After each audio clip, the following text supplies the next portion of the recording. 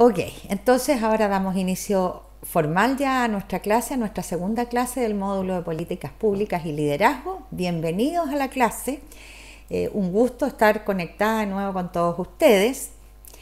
En la clase pasada hablábamos, ¿no es cierto?, de las políticas públicas, para qué servían. Finalmente, las políticas públicas, en una definición muy simple, son cursos de acción que desarrolla el Estado o el gobierno para producir bienes públicos o para resolver problemas públicos o de la sociedad.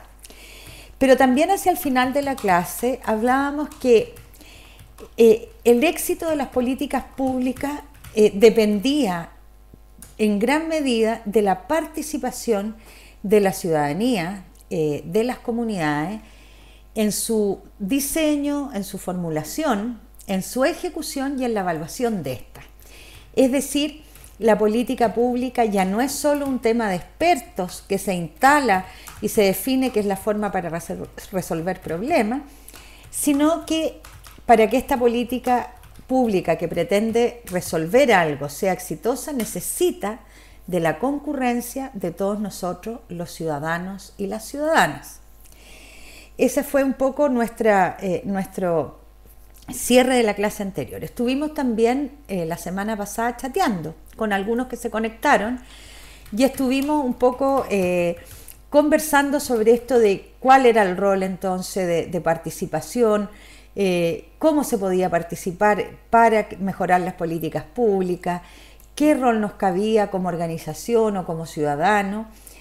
Fue un chat bien interesante y vimos que había muchos desafíos por delante y que por supuesto que tenemos mucho que hacer en esa línea. Es decir, somos una sociedad que, si bien ha crecido en su participación y demanda por mayor derecho a incidir en las políticas públicas, todavía por supuesto que falta muchísimo para que podamos decir con plenitud que son los ciudadanos y las ciudadanas los que van definiendo cómo mejorar sus entornos y cómo resolver sus necesidades, entendiendo por eso que para hacerlo se requiere de políticas públicas. Entonces, en la clase de hoy vamos a hablar de la participación, porque dijimos que era fundamental para el éxito la participación de los ciudadanos y las ciudadanas, pero ¿qué es eso de la participación? ¿Y qué entendemos por participación? Hay definiciones académicas que siempre es bueno echar una mirada, no para que uno se las aprenda de memoria, yo nunca me las aprendo, pero es útil y ustedes la tienen en el documento, ¿no es cierto? Y un autor entonces dice que son las relaciones que se establecen entre distintos actores de la sociedad, pero también entre estos y el sistema estatal, o sea, el Estado y el sistema político. Entonces, la participación es lo que hacen los actores entre sí y cómo se relacionan con el Estado y con los sistemas políticos, para la construcción y la gestión de temas que les son comunes. Es decir, queremos mejorar la salud en nuestro país, entonces participamos entre nosotros, por ejemplo, los afectados de un determinado problema, con otros, pero además es cómo nos relacionamos entonces con el Estado, con los sistemas políticos, para ir resolviendo aquello que queremos. No nos vamos a quedar largamente en la definición de participación, pero claramente ustedes son todas personas de organizaciones sociales y por lo tanto yo creo que ejercen la participación en forma cotidiana. Pero también sabemos que la participación también va a depender de los contextos históricos, políticos, etcétera, de una determinada sociedad. Entonces, la participación no es igual en todas partes, ni ha sido igual en todos los tiempos. Por supuesto que en las dictaduras no se propicia que participe la comunidad, porque la dictadura es justamente eso, es una autoridad que toma las decisiones y las impone. En las democracias participan los ciudadanos y antiguamente, diría yo, hace 20, 30 años atrás, la participación estaba dada por el voto. Yo voy a votar cada 4, cada 6 años y participo entonces en la decisión de quién va a gobernar. Pero una vez que los gobernantes estaban elegidos, eran las élites políticas y el Estado quien tomaba las decisiones.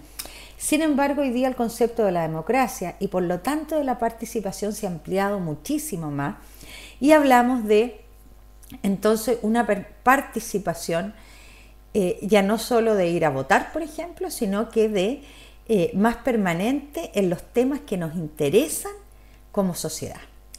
Y ahí, por supuesto, que tenemos distintos intereses y por lo tanto la gente, las personas, los ciudadanos, las ciudadanas se van agrupando de acuerdo a intereses o a problemas comunes. Los comités de vivienda se reúnen porque son gente que no tienen vivienda y necesitan acceder a una vivienda.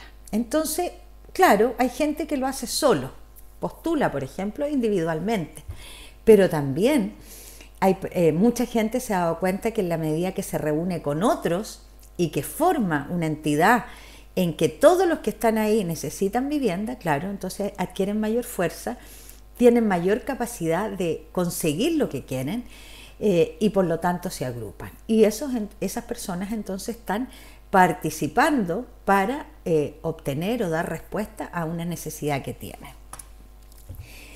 El tema de la participación en Chile existe hoy día una ley que es la ley de participación ciudadana, que es la ley 20.500. Pero lo increíble es que es una ley que tiene un año y poco más, es del 2011.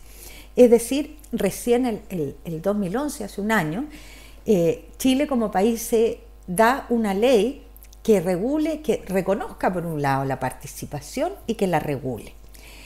No es que no existiera nada sobre participación, existen hace muchos años y ustedes deben conocer las leyes de junta de vecinos. Por ejemplo, los vecinos se agrupan por territorio. ¿Para qué? Para mejorar su sector, para tener mejor calidad de vida en su sector.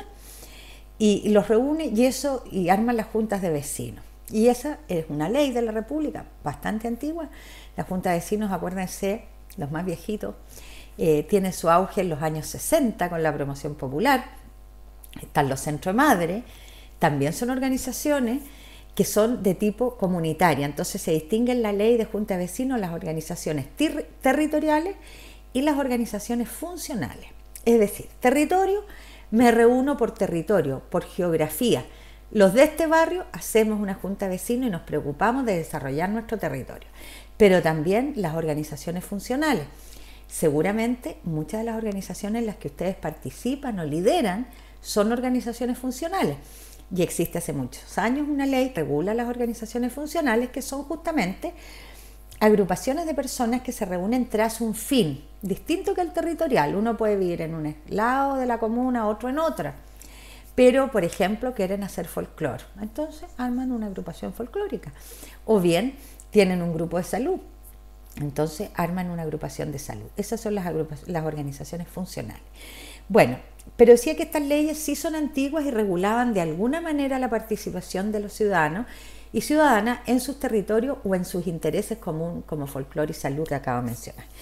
Pero la ley 20.500, que es esta ley de participación, es una ley más nueva, solamente de un año atrás, que mira la participación en una forma mucho más amplia, la releva como un hecho importante de la sociedad, la participación de los individuos, como que reconoce que hay una sociedad que participa de distintas formas y también regula y da lineamientos. Entonces es bien interesante que ustedes como organizaciones, no vamos a hacer una clase de la ley 20.500, vamos a decir algunas cosas, pero es bien interesante que ustedes como organizaciones sí la conozcan y después le dediquen un poquito de tiempo, porque también le podemos sacar partido. Pues en la medida que tenemos información tomamos buenas decisiones y podemos hacer cosas.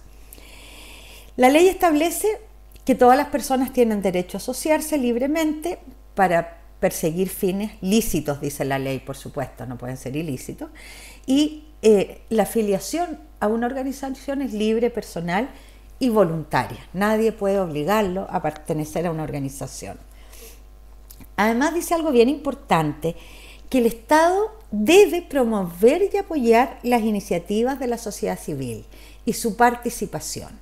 Es decir, no solo reconoce que hay participación, sino que le da un rol al Estado en el sentido de promover la participación y apoyar a aquellas organizaciones o personas que participan tras un objetivo que es común y que es de bien público.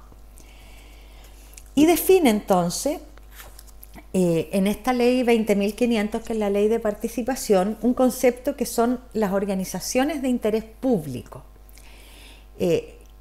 Porque siempre hablamos de las organizaciones sociales, por ejemplo, así como términos genéricos. Pero en esta ley se recoge un concepto nuevo que se llama organizaciones de interés público y que agrupa como concepto a todas las organizaciones que no tengan fines de lucro, no pueden ser empresas, ¿no es cierto?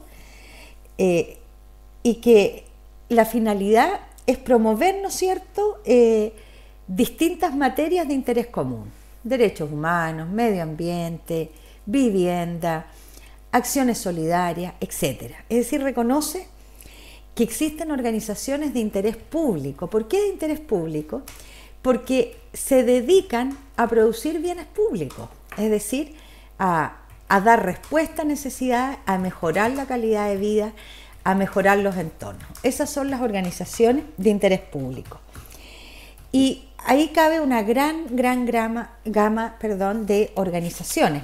La Junta de Vecinos que hablábamos, las organizaciones funcionales, las corporaciones, las fundaciones. Por ejemplo, Sabia, que hace este curso, es una fundación, ¿no es cierto?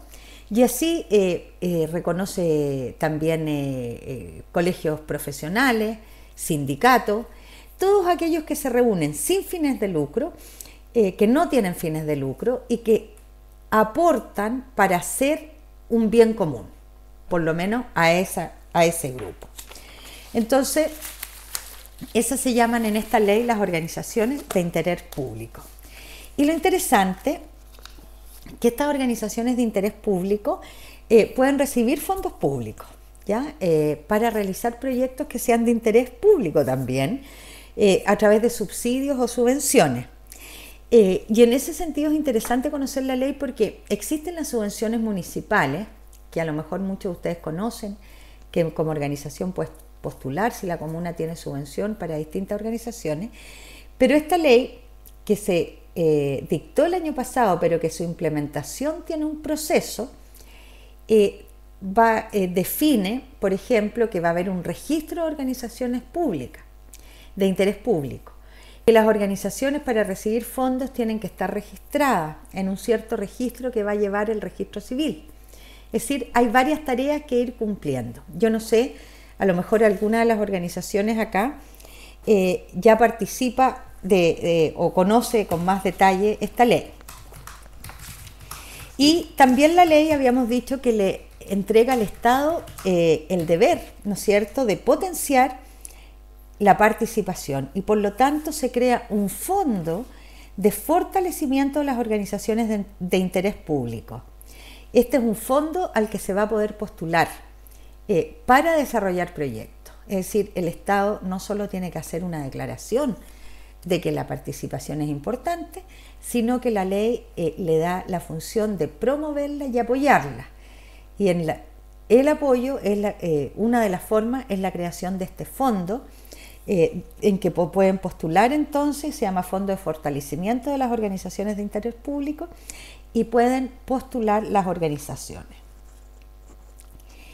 Es importante comentarles que esta ley establece que todos los municipios deben crear el Consejo de Organizaciones de la Sociedad Civil de la comuna. Es una obligación que había que cumplir a fines del año pasado. Ese consejo era lo que reemplaza al antiguo CESCO.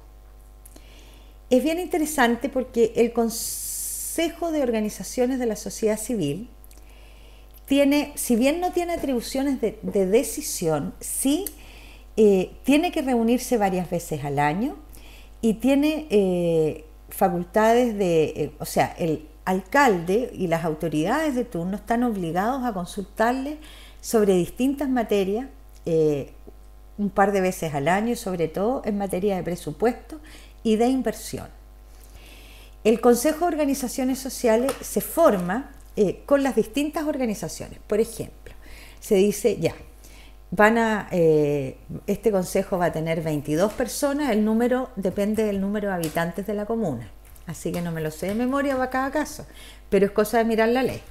Entonces, supongamos una comuna que van a ser 22 consejeros. Entonces, ¿cómo se van a formar? Ok, el consejo municipal y el alcalde definen cuántos tipos de organizaciones o qué número va a estar representada. Por ejemplo, van a decir ya, si son 20, vamos a decir que 6 representen a juntas de vecinos, que otras 6 representen a organizaciones funcionales.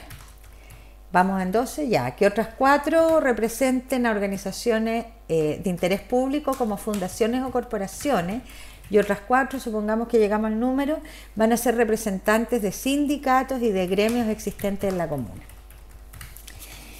Entonces, para elegir esos representantes, esos 6 de la Junta de Vecinos, o 6 de organizaciones funcionales, o 4 de los sindicatos, todas las organizaciones de la comuna que tienen personalidad jurídica vigente tienen que reunirse y votar y definir quiénes van a representarlos en ese consejo. El consejo dura 2 años se constituye y dura 2 años y tiene que establecer esta relación con el alcalde en que el alcalde los consulta. Ellos tienen que conocer materias municipales y, muy importantemente, tienen que informar a sus bases. Por ejemplo, los 6 representantes de Junta de Vecinos tendrán que informar de todo a toda la Junta de Vecinos de la comuna, no solo a las 6 a las que ellos pertenecen. No sé si se entiende. Es bien interesante, no es un consejo que tome decisiones o que tenga una labor más de decisión, que quizás es hacia lo que hay que avanzar, pero es un avance respecto a lo que había, al sesco, que la verdad que era muy, yo diría, sin atribuciones, y que prácticamente los sescos en las comunas no funcionaban y era bien letra muerta. Ahora, es interesante para ustedes como organizaciones conocer de esto y por supuesto estar insertos, pues. Es decir, ver cómo mi organización puede participar. Si no estuvo en la constitución del consejo, bueno, pero ¿cómo nos podemos informar de qué es lo que está haciendo ese consejo de las organizaciones civiles de mi comuna? ¿Cómo podemos nosotros también que nos conozcan, que el consejo sepa de la existencia de esta organización, etcétera?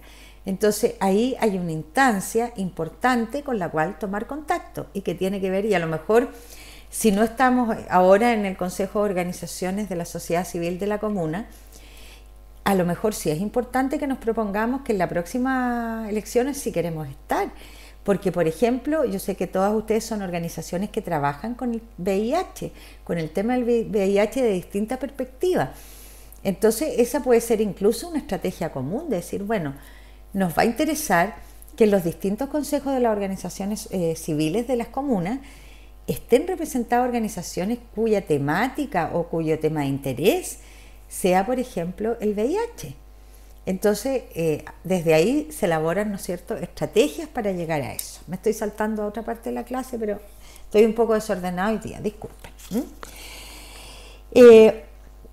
Entonces, básicamente, esa es lo que la ley dice, y tiene, yo diría, unos ejes estratégicos, ¿no es cierto?, que es fortalecer las organizaciones de la sociedad civil, promover y orientar las acciones de participación ciudadana, mejorar y fortalecer los canales y espacios de información y de opinión, y promover el control ciudadano.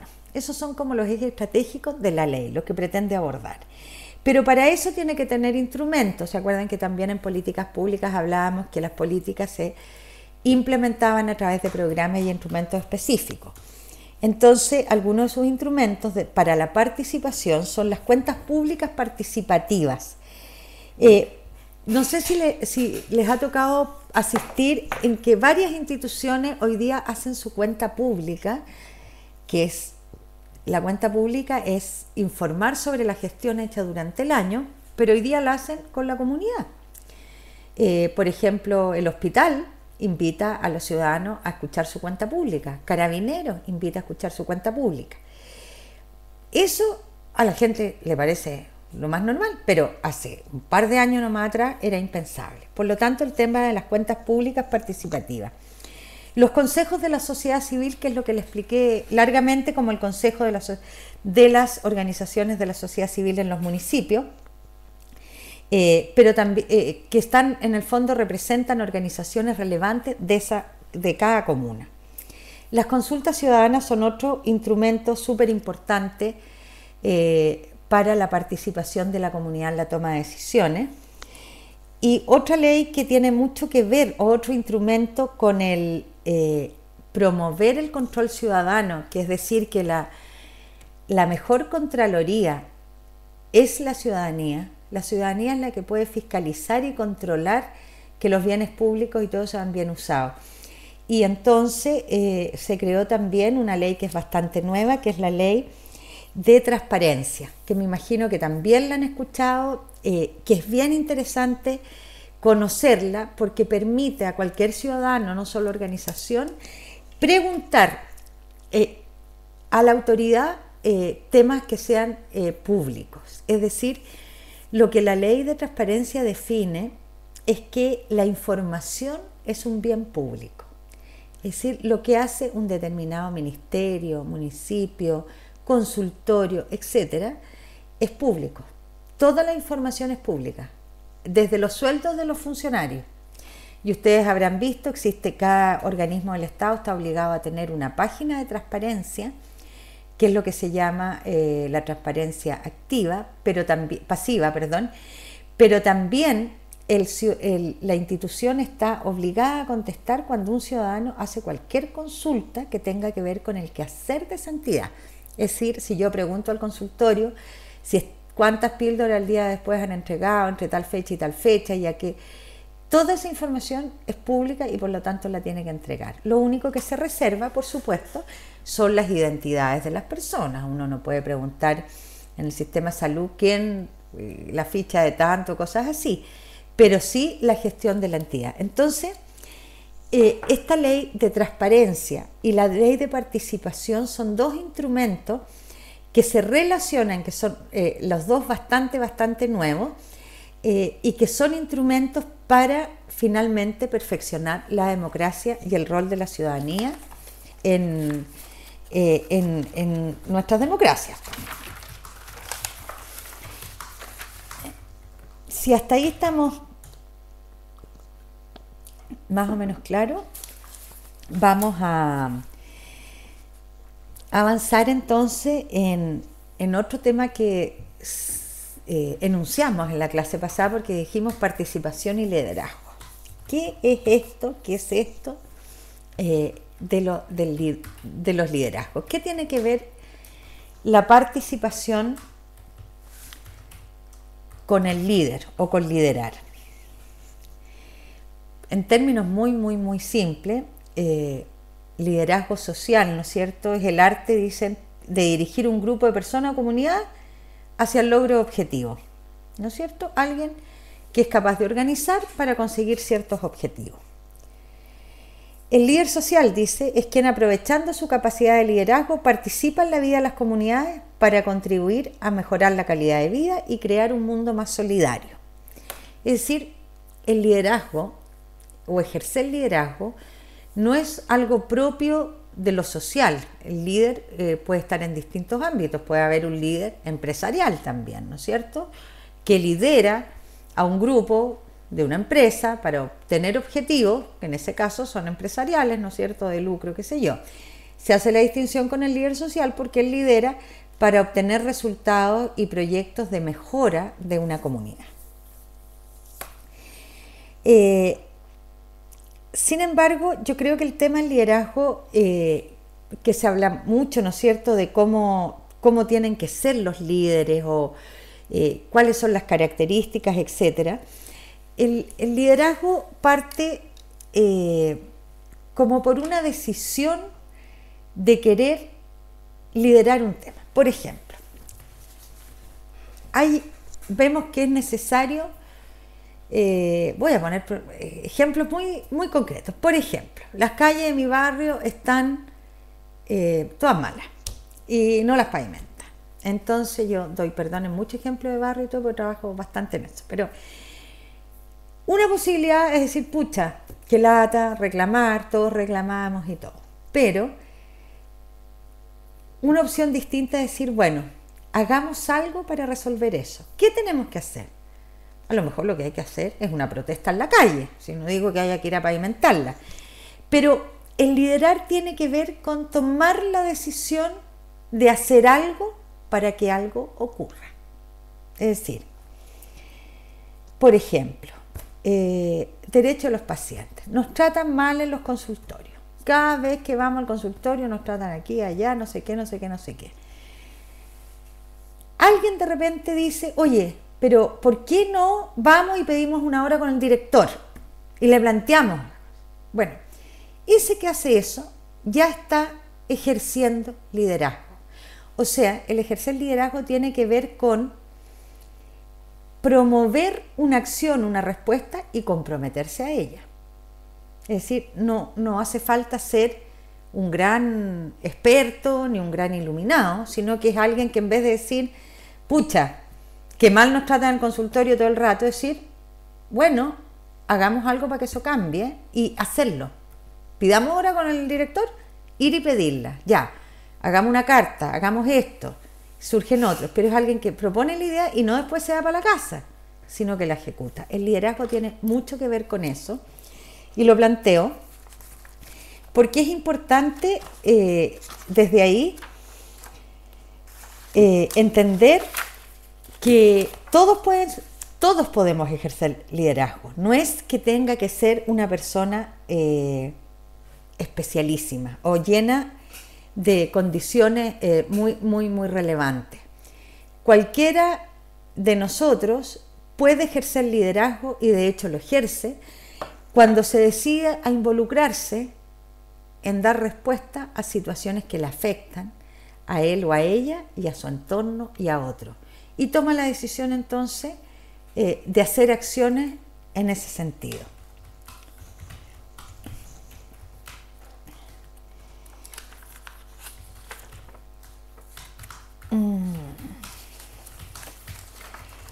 Vamos a volver un poquito en el tema de las organizaciones. Entonces, las organizaciones también pueden ejercer liderazgo. A veces participamos y hay una organización, ¿no es cierto?, que toma la iniciativa y que nos convoca a todos y uno dice, ya no es una persona, sino que esa organización es la que está llevando adelante las cosas y eso ejerce el liderazgo. Entonces el liderazgo se da en organizaciones y en personas, pero tiene que ver con el tomar acciones para dar respuesta. Las organizaciones sociales incluyen, o todas pueden ser súper diversas, porque hablábamos desde el centro de madre, la junta de vecinos, la organización de salud. Los que están en el curso son organizaciones que trabajan con el VIH desde distintas perspectivas. Y así tenemos organizaciones de gran diversidad, pero tienen algunas cosas que les son comunes. Uno, las organizaciones tienen acciones colectivas destinadas a un fin, que tiene que ver con un bien colectivo. La organización no hace acciones para el bien de una persona, y eso es común a cualquier organización, aunque a veces, por supuesto, me va a decir alguno de ustedes, eso se desnaturaliza y terminan las organizaciones haciendo algo para alguien. Pero no es la esencia de una organización, es decir, son acciones colectivas destinadas a producir bien colectivo. Son fundaciones y corporaciones también, y corporaciones de servicio que dan, por ejemplo, las fundaciones de beneficencia, de ayuda, etcétera, Hogar de Cristo, y así las distintas fundaciones y corporaciones. Y también las organizaciones para representar intereses sectoriales, como son los sindicatos, los colegios gremiales, etc. Y todas estas organizaciones que son diversas tienen en común que se organizan, son una organización, poseen un nivel de institucionalidad de realidad, son privadas en el sentido que no son del Estado, no son agencias del Estado, no dependen del Estado, no tienen fines de lucro. Las organizaciones sociales no tienen fines de lucro, no pueden tenerlo. Tienen un gobierno propio, es decir, cada organización, para ser una organización, tiene que tener alguna forma de gobernarse a sí misma, distinta. A veces eligen coordinadores, eligen presidente, secretario, tesorero, en fin, pero la organización tiene una forma de gobernarse y son voluntarias. ¿En qué sentido? Son voluntarias en el sentido que el pertenecer a una organización es voluntario. ¿No? Nadie puede estar obligado a pertenecer a una organización. Cuando decimos que es voluntario no quiere decir que alguien no pueda trabajar y recibir un salario por trabajar en una fundación, en una corporación o en una organización. Pero lo que sí, la afiliación a una organización, el pertenecer, es completamente voluntario y no puede ser obligado.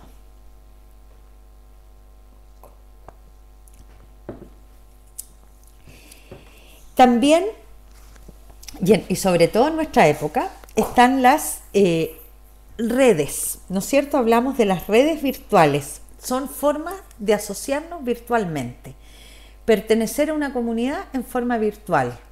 Y entonces nos ponemos de acuerdo y hacemos acciones, virtuales o no, respecto a algún tema que nos interese. Y estas redes pueden ser locales y también pueden ser regionales e internacionales. Yo puedo comunicarme en red con otras organizaciones que están lejísimos en otros países, en otras regiones, y que a lo mejor nunca los voy a ver concretamente, pero sí puedo estar trabajando con esas organizaciones en pos de un objetivo común. Por supuesto, todos hemos tenido esa experiencia de campañas en red, de Amnistía Internacional, por ejemplo, y todos escribimos y todo para que no vayan a seguir matando a las mujeres en México o en Afganistán, o otro tipo de programas ambientales, ¿no es cierto? Defendamos a las ballenas, y hay una gran red en distintas partes del mundo trabajando por ese objetivo común. Y esas son organizaciones virtuales, ¿no es cierto?, que también persiguen un fin común y que la gente se coordina y se organiza. Ahora, es importante que las organizaciones también, y es una forma cada vez más frecuente, trabajan en redes con otras organizaciones. No solo la red virtual de la que estábamos hablando, sino que una organización que trabaja por un tema, y es lo que le pasará a ustedes, ¿no es cierto?, que van conformando asociaciones, federaciones o simplemente redes de organizaciones que trabajan, por ejemplo, con el VIH. Y ya entonces no estoy solo en mi comuna como organización trabajando con un tema, sino que estoy conectado con otras organizaciones que están en distintas partes y que tienen un tema común. Eso da una enorme potencia. El trabajo en red es cada vez más necesario y más frecuente. La organización ya no es la organización sola en su lugar, es esa organización conectada con otras organizaciones.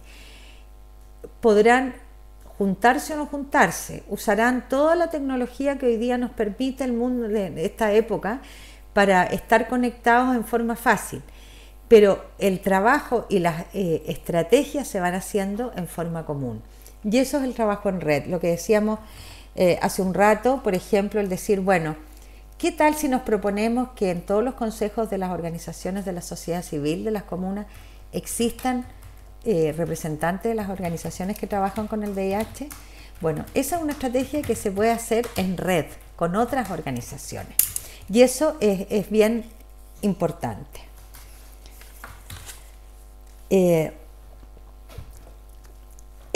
Volviendo al tema del líder, decimos que un líder es algo más que un dirigente, ya que tiene como la capacidad de mantener cierta empatía con sus seguidores. Yo creo que ha ido cambiando, si bien es un concepto muy antiguo, que el líder tiene una cierta empatía, tiene una cierta característica especial, sin duda que sí, pero básicamente el liderazgo hoy en día es algo mucho más transversal, en el sentido que el liderazgo lo van ejerciendo, por ejemplo, en una organización, distintas personas. Alguien le toca asumir o define asumir algo y otros se van sumando. Y ya el liderazgo no es la persona iluminada que se le ocurría absolutamente todo, y hacía y definía lo que se iba a hacer, y entonces era, bueno, los grandes líderes antiguos, no sé, pues estoy pensando en políticos en Perón en Argentina o cosas de ese tipo, o la Evita Perón, que eran como que lo importante de la organización política en este caso era el líder que los representaba y que llevaba entonces a sus seguidores a un cierto fin. Hoy día las organizaciones y los liderazgos son mucho más horizontales, son más paritarios. Ya no espero el líder iluminado que va a venir a contarme y a decirme cómo tengo que hacer las cosas, sino que el liderazgo es más bien una decisión de tomar un tema, de hacerme cargo de él y hacerlo junto a otros. Y en eso cada uno va viendo cuáles son sus mejores competencias. ¿Se han dado cuenta que en las organizaciones siempre hay distintas habilidades? Hay gente que es súper buena y que son los mejores para hablar, y que cuando viene a lo mejor una entrevista o una audiencia con una autoridad del lugar, ese de la organización o esa son geniales, lo hacen estupendo y todo lo demás. Pero a lo mejor eso que lo hace tan bien no es tan bueno para preparar las reuniones, para dirigirlas. Entonces, no necesariamente ejerce todo el liderazgo, sino que el liderazgo se va ejerciendo compartidamente en la medida que entre la organización y los que dirigen se van haciendo cargo de lo que tienen que hacer y ven entre todos quién es el más competente para cada una de las cosas. Lo importante en el liderazgo es que cada uno asuma la parte que le corresponde. Yo digo que el liderazgo finalmente es como no hacerse el leso con los temas. El liderazgo tiene que ver con ser capaz de asumir y decir: yo quiero cambiar esta realidad y yo quiero cambiarla junto a otros, porque si no, no haría organización. Eso ya me potencia como un líder, y desde ahí, desde donde tengo que trabajar.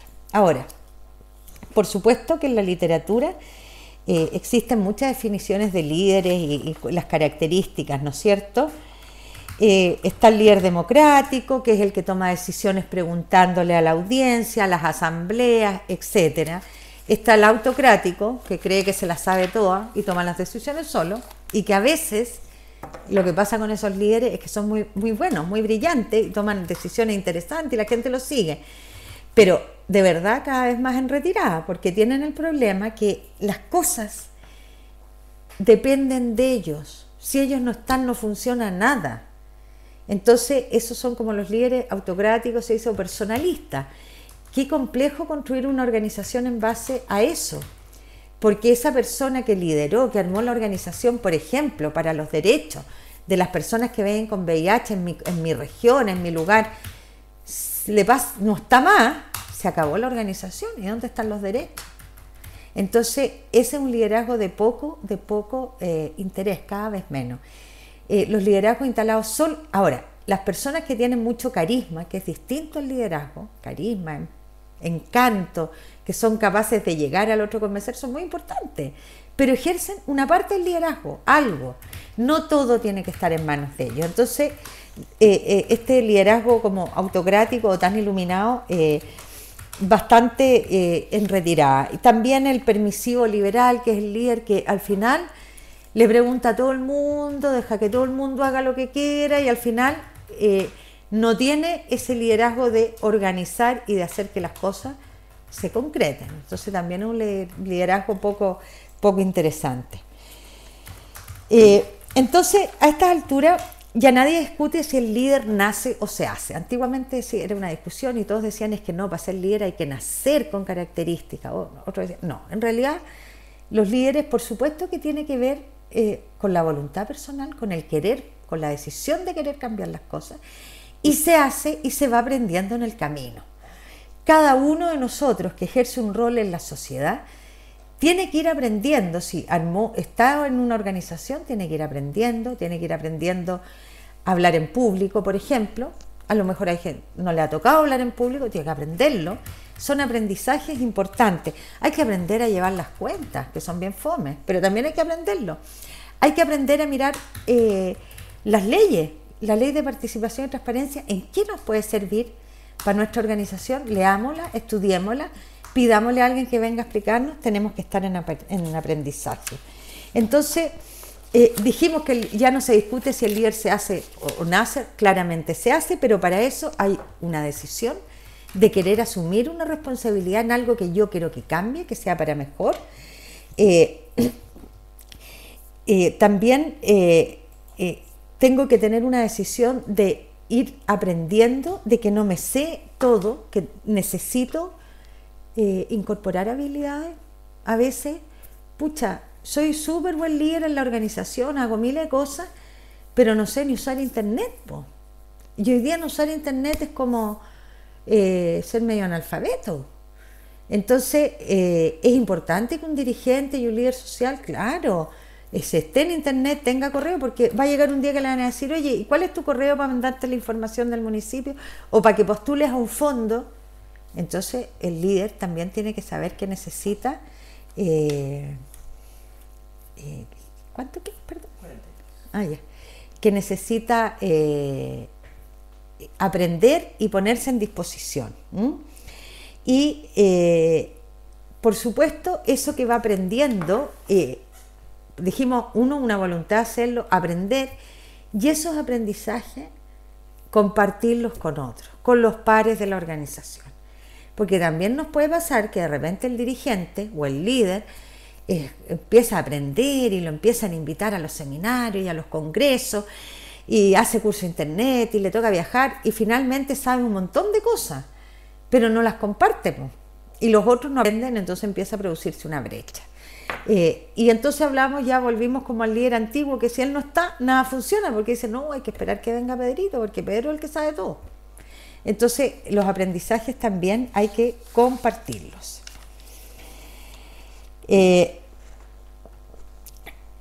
Las personas como ustedes, que son dirigentes sociales, tienen que, creo yo, tomar la decisión de ser líderes.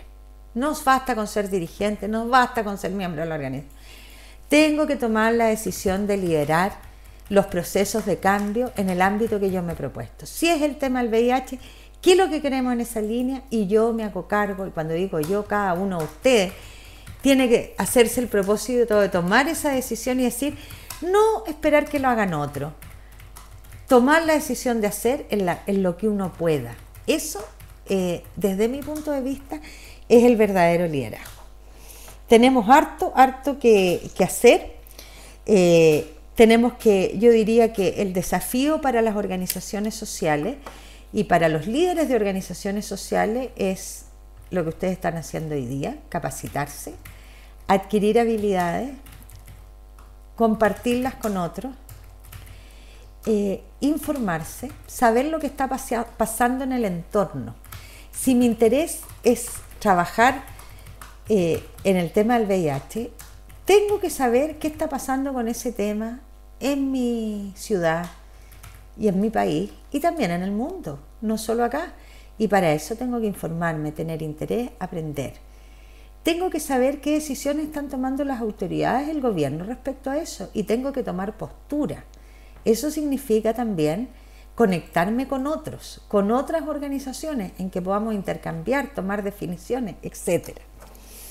Entonces, voluntad, aprendizaje, compartir los aprendizajes con otros, trabajar en redes con otras organizaciones porque sabemos que la red nos potencia y nos da fuerza.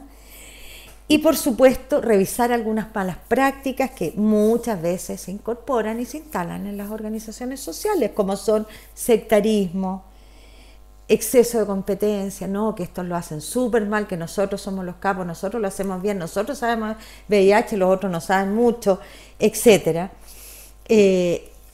Apuntar a fortalecer la solidaridad entre organizaciones pares y la conversación entre organizaciones y los liderazgos. La importancia que es conversar con otros. A veces uno no sabe muy bien lo que hay que hacer o qué proyecto podemos hacer, pero cuando uno inicia conversaciones con otro, se van produciendo espacios de creación en que permite que haya espacios en que se permite que haya creación y que podamos ponernos creativos y ir definiendo entonces qué es lo que podemos hacer. Así que hay que darle espacio al intercambio, a la conversación con otras organizaciones sociales. Básicamente, repasando y redondeando, no sé si tenemos tiempo. Nos quedan 5 minutos. ¿Con preguntas? Tenemos 2 preguntas, hemos tenido harta interacción aquí en el chat. Ya, sí, te he visto escribir. Bueno, vamos redondeando como una síntesis y vamos después a las preguntas. Pero básicamente hablamos entonces de lo que era la participación. Primero, tomando políticas públicas, dijimos que las políticas públicas eran fundamental la participación de la ciudadanía en la formulación, ejecución y evaluación.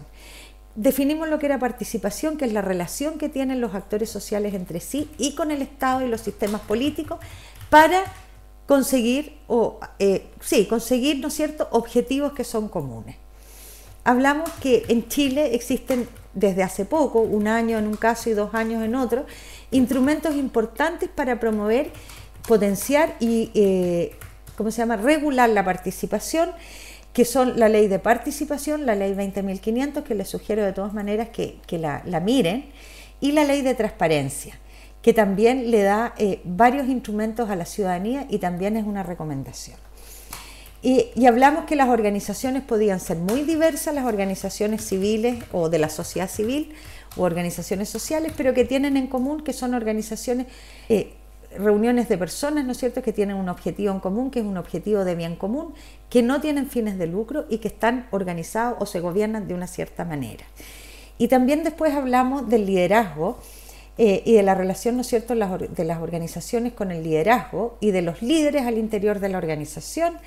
Y dijimos que ya han cambiado los tiempos en que el líder era una persona que tomaba todas las decisiones, un iluminado, excepcional, lleno de buenas ideas y de inteligencia, y que hoy día los liderazgos eran bastante más transversales, bastante más horizontales, y que tenía básicamente el liderazgo que ver con la voluntad, con la decisión de hacerme cargo de un problema o de una situación junto a otros que me acompañan, y que cada uno va ejerciendo liderazgo, en la medida del tipo de habilidades que tiene, y que además un líder tenía que prepararse, toda la organización tiene que prepararse en nuevas tecnologías, en saber qué es lo que pasa en su entorno, cuál es la situación política de su ciudad, de su país, de su región y del mundo, y conversar con otras organizaciones y con otros líderes, porque en esos procesos de conversación se produce conocimiento y la posibilidad de crear nuevas formas de respuesta. En definitiva, el líder no es un iluminado, sino que es alguien que se va construyendo junto con la organización, y el liderazgo lo ejercen muchos al interior de la organización. Estupendo. Bueno, no todo lo que voy a decir se va a escuchar, pero hemos tenido mucha interacción en el chat. Luis Antonio Benavides preguntó hace mucho rato, creo que para que Luis lo pueda escuchar, puedas volver a preguntar, volver a repetir la pregunta. En Talcahuano tenemos elecciones pronto, y en nuestro caso aplica la ley actual o la anterior, respecto del tema de las leyes. ¿Elecciones de qué tendrán Luis Antonio Benavides en Talcahuano? Porque elecciones hay el 28 de octubre de alcaldes y concejales. No sé si se refiere a elecciones del Consejo, de las organizaciones de la sociedad civil, o a alguna elección de su organización. En todo caso, esperemos si nos aclara un poquito para no... Así es.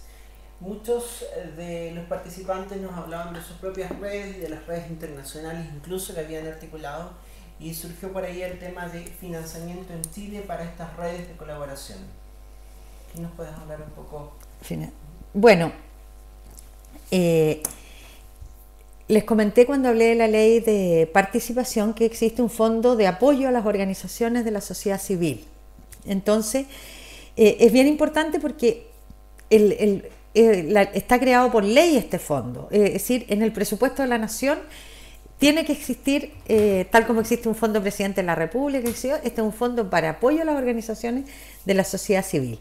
Desconozco exactamente las formas de postulación y todo, pero seguro que están en las páginas web, no sé el detalle, pero esa es una vía, el Fondo de Apoyo a las Organizaciones de la Sociedad Civil. También, si se trabaja a nivel comunal, local, están los fondos de subvención a las organizaciones sociales de cualquier tipo, por supuesto organizaciones sociales sin fines de lucro, a los que se puede postular cada año. Las postulaciones siempre deben hacerse, acuérdense que los municipios, las comunas definen su presupuesto y lo aprueban en diciembre de un año para el presupuesto del año siguiente. Por lo tanto, es importante que las organizaciones que quieren pedir subvención lo hagan siempre alrededor del mes de septiembre o octubre a más tardar, para que alcancen a verlo en el presupuesto. Eso son las subvenciones. También hay muchos municipios, la gran mayoría, que tiene fondos concursables o fondos de desarrollo, a los cuales se puede postular. Y existen fondos más amplios, por ejemplo, Fondo Presidente de la República, que pueden postular las organizaciones sociales y que son para distintas cosas, infraestructura. Existe también fondos para promover difusión de temas, por ejemplo, para gente que quiere hacer o boletines o páginas web, etcétera. En la División de Organizaciones Sociales del Gobierno, del Ministerio de Secretaría General de Gobierno, existen fondos para apoyo a organizaciones sociales. Luis Antonio Benavides también nos ha aportado algunos contactos acá. Ya, qué bien. Han abierto las postulaciones de la DOS. No sé Esa es la División de Organizaciones Sociales que acabo de nombrar. Y fondo de sociedadcivil.gov.cl. Eso. Luis Antonio también nos responde a lo que le habíamos preguntado. Ya. Directorio OSC, que son las elecciones del directorio OSC y ellos como grupo tienen elecciones de directiva. Ya. OSC, o sea, Directorio de Organización de la Sociedad Civil. En Talcahuano. Perfecto. Y ellos tienen organización. La pregunta es si se aplica la ley actual. Sí, se aplica la ley actual porque el Consejo de Organización de la Sociedad Civil rige desde el año pasado y es con la ley actual y reemplaza los sesgos. Ahora, si ustedes tienen elecciones como organización, me imagino que son una organización funcional. Y como tal, ustedes pueden estar representados en ese Consejo de Organizaciones de la Sociedad Civil. Tienen que tener personalidad jurídica vigente y ser, por lo tanto, ponerse de acuerdo con otras organizaciones para que vote por ustedes al momento de la elección de los representantes de las organizaciones funcionales. Pero tienen todo el derecho si tienen su personalidad jurídica y su directiva vigente. Así que es importante que si tienen vencimiento y plazo de elecciones internas, la hagan. Y lleven después el acta de que tuvieron elecciones y todo a la Secretaría Municipal. Martín preguntó hace menos de 5 minutos atrás, ¿cómo conversar con otras organizaciones, las cuales muchas veces son dispares en esto de articular redes? Son dispares pero necesarias, pone entre paréntesis también. ¿Cómo conversar con otras organizaciones dispares? Me imagino que te refieres a organizaciones que no son de tu temática. Yo creo que qué pregunta tan buena, de verdad, porque una sociedad, una comuna, una comunidad la formamos muchos y también muchas organizaciones y con muy distintos intereses. A veces uno dice, están, no sé, pues los grupos de adulto mayor y uno dice, bueno, pues son los viejitos, ¿qué tendrán que ver con nuestro tema? Y después están, no sé, el Centro de Madre o el grupo folclórico, uno piensa que no tiene mucho que ver, pero sin embargo, finalmente el hecho de compartir un lugar, un territorio, sí nos pone puntos comunes. Entonces, ¿cómo conversar? Yo creo que justamente buscando cuáles son aquellos elementos comunes que nos interesan. A lo mejor yo trabajo en el tema del VIH y no tengo nada que ver con el grupo que está interesado en hacer un encuentro costumbrista folclórico. Pero seguro que si conversamos, de verdad vamos a encontrar puntos en común, puntos que nos interesen. Mira, por una parte, puntos que sean comunes y por otro lado, cómo podemos potenciarnos.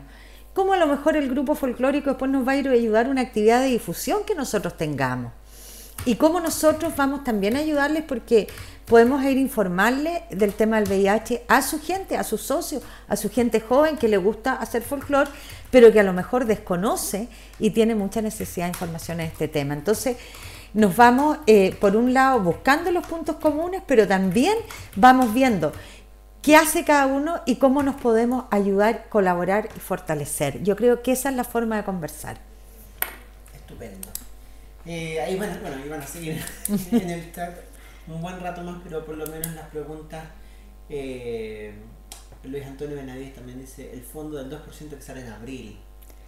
El fondo del 2%, seguramente, no sé si se refiere al fondo del 2% del FNR, Fondo Nacional de Desarrollo Regional, que tiene un porcentaje que se destina a cultura, que se destina a temas de organizaciones sociales.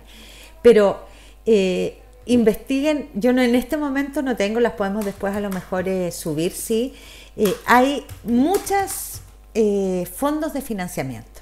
Desde los ministerios, salud tiene un montón de fondos a través de los servicios de salud para la participación de organizaciones, de la sociedad, de la comunidad.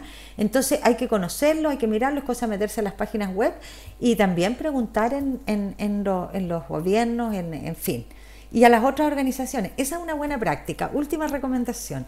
La organización que consigue fondos en alguna parte le cuenta al tiro a las otras cómo la consiguió, cómo hizo el proyecto y dónde postuló. Y así vamos compartiendo la información útil para todos. Ahí Luis Antonio decía que es el Fondo de Gobierno Regional para Infraestructura, ya que salió este año para infraestructura del 2%. Claro, Fondo Nacional de Desarrollo Regional, FNR, así lo llaman, y que tiene un 2% que se destina a cosas distintas al tema de las grandes inversiones. El FNR es un fondo que hace las grandes inversiones en las regiones, como carreteras, un montón de cosas, hospitales, consultorios, y se destina un 2% a apoyo de organizaciones de la sociedad civil, a cultura y a deporte. Estupendo. Entonces, bueno, van a seguir chateando, pero vamos a cerrar esta última clase de la unidad 3, antes del resumen final. Bueno, yo creo que el resumen lo hicimos un poquito antes de las preguntas. Ya veo que bueno que hayan habido harto comentario y preguntas, que dice que chatearon durante toda la clase, quiere decir que el tema les interesa. Creo que un tema que les interesa muchísimo es el del financiamiento a las organizaciones, que es un tema fundamental. Podemos poner a disposición también desde la Fundación después los distintos links de los fondos que existen, y también creo súper interesante que las organizaciones también también hagan cosas autosustentables y que tengan la capacidad de financiarse en parte, que hagan actividades de recaudación, a eso me refiero. Nada más cerrar, decir que el tema por lo tanto, finalmente unimos lo que es política pública, ¿no es cierto?, con la participación de la ciudadanía, reforzar que en realidad la ciudadanía y nosotros, los ciudadanos, ustedes, cada una de nosotras y vosotros, tenemos como ciudadanos mucho que hacer. Las organizaciones tienen mucho que aportar, y hay que tomar la decisión de querer hacerlo y de ejercer los liderazgos que tenemos, los desafíos que tenemos. Eso es hacer liderazgo. Tomarse en serio el desafío y hacerlo. Y mejorar entonces la política pública desde la participación, y que en algunos casos puede ser directamente la presión, pero la participación de la ciudadanía en lo que el Estado hace.